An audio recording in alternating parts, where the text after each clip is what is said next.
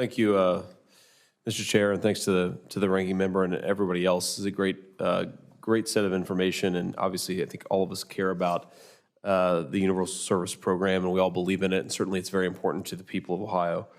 I want to pick up where Senator Wicker left off, because I think he raises a number of really interesting questions, and as he's pointed out, others I'm sure will point out, Universal Service Fund is simply not on a sustainable fiscal trajectory for a simple reason. It taxes an ever-shrinking base of legacy technologies to subsidize the growth of newer and more popular technology. It's like taxing horseshoes to pay for the highway system, right? And the results are disastrous. Americans, especially older and lower-income consumers, are paying more for their phone bills even as the fund grows less solvent.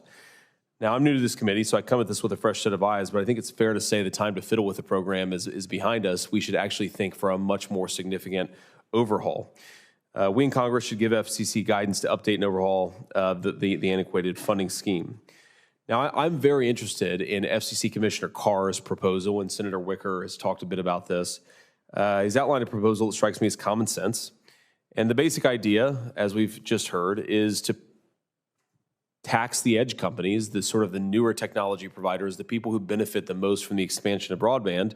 That is, the big tech firms who have enjoyed a free ride on the rural broadband so far. They should pay their fair share and contribute to the USF.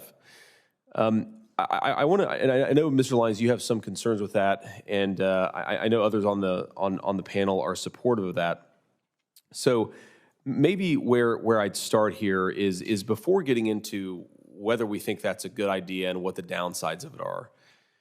I'm actually interested in a slightly different angle on this because Senator Wicker has unpacked some of that. So if the rules and fees were set up in such a way that the edge companies were paying for broadband deployment, would they not then have basis to require that the broadband provider carry their traffic neutrally? And so a lot of the questions that we talk about and the concerns that we have about big tech censorship and whether they're more biased towards one political movement or another, I wonder if this is actually the basis of a slightly broader bargain here where, look, if they're taxed to pay for this fundamentally important service, we should expect them not to discriminate against the various providers and people who use that service. I'm just curious. I asked sort of that question first to Mr. Kronenberg, and then I'd love Mr. Lyons to get your thoughts too.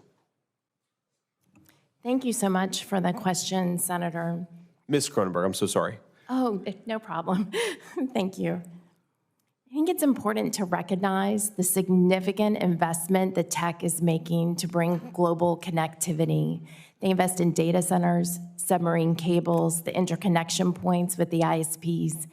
And the notion that they're not paying into a system that supports global connectivity to all of these customers, whether they're residential or business customers, is really incorrect.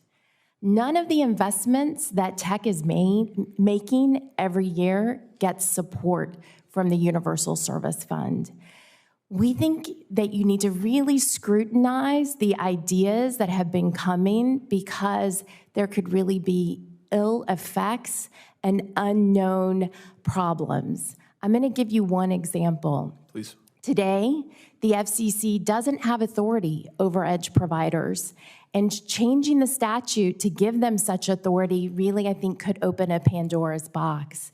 It also potentially could long delay the much-needed USF reform, even when we have so many who agree what the FCC could do to stabilize the program, so that's a problem. But I also wanted to point out one more problem to you, and that is this. What we're seeing is that there's a number of pro-innovative services and applications that are being delivered online. This is why people want broadband service, sure, right? That's why they're willing to purchase it, because they want all of these great applications. And you know what? It's saving them money. Here's an example. More people are adopting video streaming services today than ever before, myself included, right? But they're competing in a highly competitive video marketplace. Netflix competes for the eyeballs against traditional cable service, broadcasters, and direct broadcast satellite service.